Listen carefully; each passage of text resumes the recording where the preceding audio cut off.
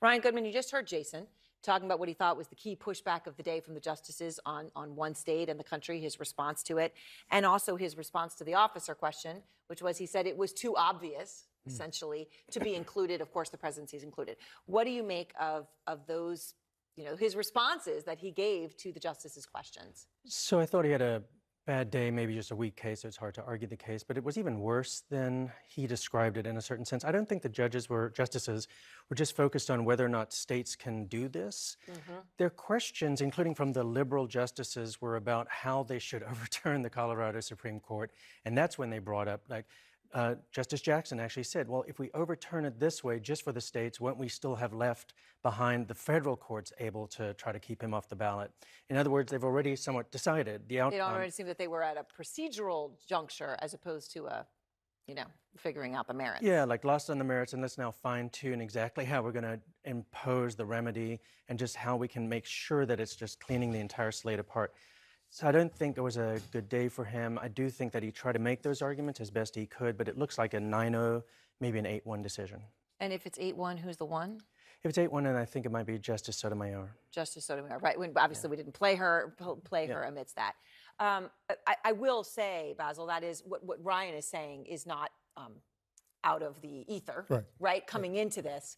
Right. So I think there are many attorneys, Ryan included, Ty Cobb included, who's coming up, who would say Jason Murray was dealt a poor hand today. But nonetheless, what do you make of the situation? And the point that Ryan just said, that it appeared from some of the questioning that they were focused on the procedural ways to overturn as opposed to the merits. Well, the word or the term that comes up often is off-ramp. They're trying to find a way out.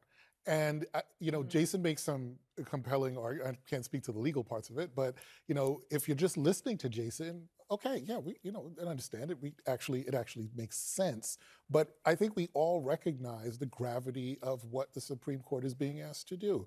Because even if you're, and quite frankly, I had a lot of my liberal friends wondering why Justice Jackson was asking the questions that she was asking, because they seemed more pro-conservative, pro-GOP, more on the Trump side. And my response is, this is a very serious issue. And if we decided one way for with respect to Donald Trump, always ask yourself, what happens in the reverse? What happens when the tables are turned? Is there a situation where we would want this to occur among Democrats with anybody running for president or any other race? And yet, Scott, I will say, if you just take everything out of it, all politics out of it, there is a level that has always seemed to me of absurdity to suggest that a president would be allowed to try to overturn an election and that wouldn't be an officer, right? I mean, I understand you got to have a conversation about it constitutionally.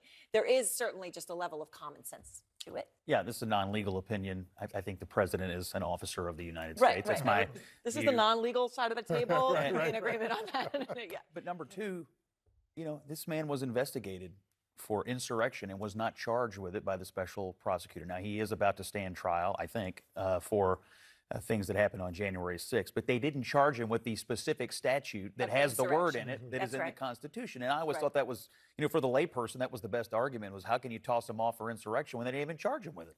Right. And there's something to be said for that. Now, can we also talk about where we go from here? As Jessica was laying out, she gave the example of what had happened in Bush v. Gore, that they made a decision in just a day. Do you expect something like that in this case or no?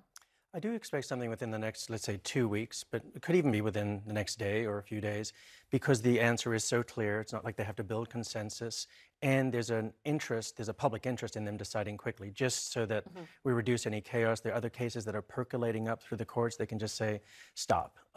This is decided. He's on the ballot. Is there a possibility, if this goes the way that it appears it will go, and who knows, right? You got a 9-0 or an 8-1 or whatever. If it goes that way, is there something, Basil, that gives you any hope in that? In the sense of Trump calls this a beautiful whatever. If it were going the other way, it would be rigged.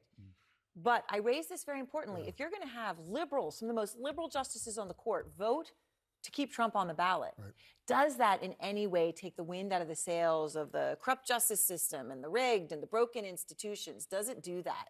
Well, it certainly puts wind under Donald Trump's sails, because he'll say, look at how they tried to come after me.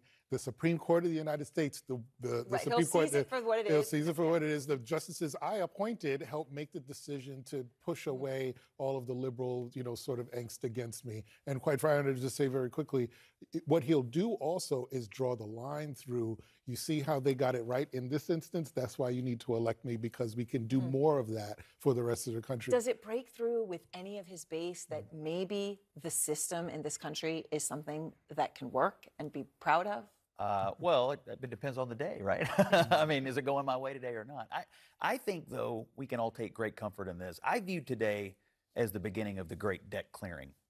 This is going to go away, and we'll stop talking about it.